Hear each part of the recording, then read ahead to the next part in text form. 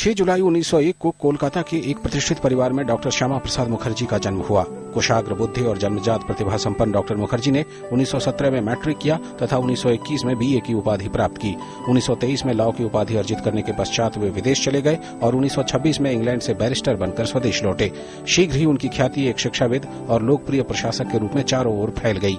मात्र 33 वर्ष की अल्पायु में वे कलकत्ता विश्वविद्यालय के कुलपति बने। इस पद पर नियुक्ति पाने वाले वे सबसे कम आयु के थे।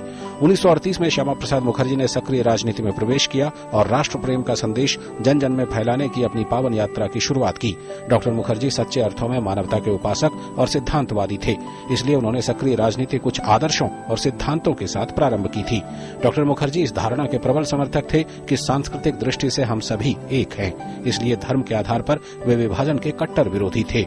वे मानते थे कि विभाजन संबंधी उत्पन्न हुई परिस्थिति ऐतिहासिक और सामाजिक कारणों से थी। वे मानते थे कि आधारभूत सत्य यही है कि हम सभी एक हैं, हम में कोई अंतर नहीं है, हम सभी एक ही रक्त के हैं, एक ही भाषा, एक ही संस्कृति और एक ही हमारी विरासत है। ब्रिटिश सरकार की भारत विभाजन की गुप्त योजना और षड्यंत्र को उन्होंने समझ लिया था। यही कारण है कि उस समय डॉक्टर मुखर्जी ने बंगाल और पंजाब के विभाजन की मांग उठाकर प्रस्तावित पाकिस्तान का विभाजन कराया और आधा बंगाल और आधा पंजाब भारत के लिए बचा लिया। गांधी जी और सरदार पटेल के अनुरोध पर वे भारत के पहले मंत्रिमंडल में शामिल हुए।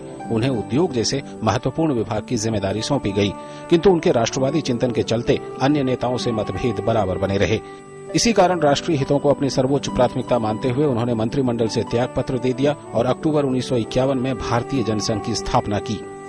डॉक्टर मुखर्जी जम्मू कश्मीर को भारत का पूर्ण और अभिन्न अंग बनाना चाहते थे। उस समय जम्मू कश्मीर का अलग झंडा और अलग संविधान था। वहां का मुख्यमंत्री वजीर आजम यानी प्रधानमंत्री कहलाता था। ऐसी परिस्थितियों में डॉक्टर मुखर्जी ने जोरदार नारा बुलंद किया, एक देश में दो निशान, एक देश में दो प्रधान, एक देश में दो विधान, नहीं चलेंगे, नहीं चलेंगे। संसद में अपने ऐतिहासिक भाषण में डॉक्टर मुखर्जी ने धारा 370 को समाप्त करने की भी जोरदार वकालत की। अगस्त 1952 में जम्मू की विशाल रैली में उन्होंने अपना संकल्प व्यक्त किया था कि या तो मैं आपको भारतीय संविधान प्राप्त कराऊंगा या फिर इस उद्देश्य की पूर्ति के लिए अपना जीवन बलिदान कर दूंगा। उन्होंने तत्कालीन नेहरू सरकार को चुनौती दी तथा अपने दृढ़ निश्चय पर अटल रहे।